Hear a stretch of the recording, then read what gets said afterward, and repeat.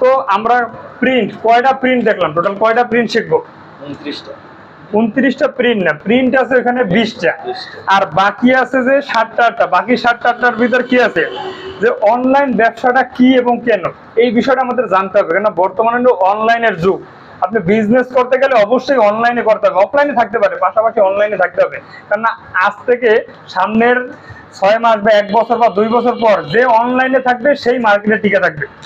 এরপরে শিখতে পারবেন delivery, courier system, live video করার থিম। অনলাইন ভিডিও করতে গেলে আপনার একটু কথা বলতে হবে, তো অনেকেই কথা বলতে ভয় পায়। এই কথা বলার যে জড়তাটা আছে, এই জড়তাটাও দূর করবেন ইনশাল্লাহ।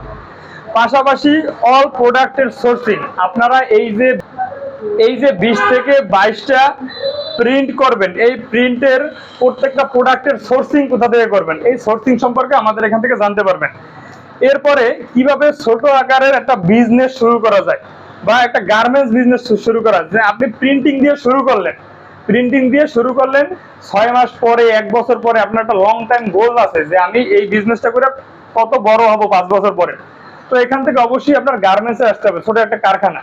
তো কিভাবে কারখানাটা করবেন, এই ছোট গার্মেন্টস বা কারখানা করার A to Z লাস্টের দিন আমরা আপনাদেরকে জানাই দেবো, শিখাই দেবো যে একটা ছোট কারখানা করতে মিনিমাম আপনার 1 লাখ 1.5 লাখ টাকা লাগবে, কোন খাতে খরচ হবে 1 লাখ টাকা, কাটিং করতে কত টাকা, বা ফেব্রিক সোর্সিং, মেশিনে 4টা বা 5টা মেশিন করতে আপনার কত টাকা খরচ হবে, ফিনিশিং বা সুইং করতে কত টাকা খরচ হবে। এই টোটাল A to Z একটা ছোট কারখানা তৈরি করতে আপনার কতটুকু কস্টিং হবে, খরচ হবে, বা সিস্টেমটা কি, এটা আপনারা লাস্টের দিন শিখতে পারবেন। এই সব মিলে হয়তো 29 থেকে 30টা পয়েন্ট হয়েছে আমাদের। এর ভিতরে প্রিন্ট হলো কয়টা? 20টা। এই 20টা প্রিন্ট, স্ক্রিন প্রিন্ট এবং মেশিন প্রিন্ট সহ টোটাল 20টা প্রিন্ট। পাশাপাশি কিভাবে আপনি বিজনেস শুরু করবেন, এই সম্পূর্ণ জিনিসগুলোই এই 4 দিনের কোর্সে জানতে পারবেন ইনশাল্লাহ।